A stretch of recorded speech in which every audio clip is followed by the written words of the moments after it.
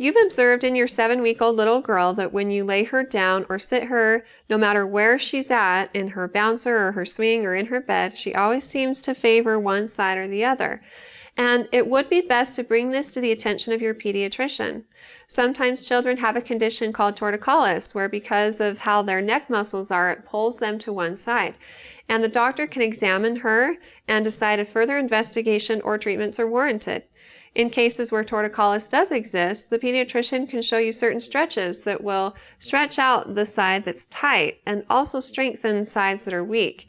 And this will prevent her from getting a flat head on one side or the other, which can eventually, if not taken care of, lead to facial deformities and other problems. It's also very important to encourage tummy time at least a few times each day for at least a couple of minutes. And not all babies like it, but they'll get over that.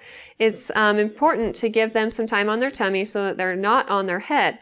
And it also helps to strengthen their upper body muscles in efforts to continuously develop and do things down the road, like sit up and crawl and all those other fun things that we like to see our kids do.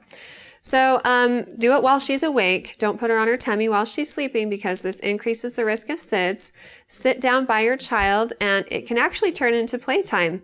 If your child is screaming, do something to distract them, like shaking a rattle from one side to the other, and this also gets their attention from one side to the other and strengthens their head muscles. And as they get older, you can move the toy around them, and this encourages them to spin and do other motions that strengthen their body in other ways. But in the beginning, while children are young, just let them be on their tummy for a few minutes, supervised by you. And again, do it at least 3 to 5 times a day for 3 to 5 minutes each time. And if your baby likes it, well, then you can do it longer than that. So in summary, bring it up with your pediatrician and they can decide what would be best for your little girl.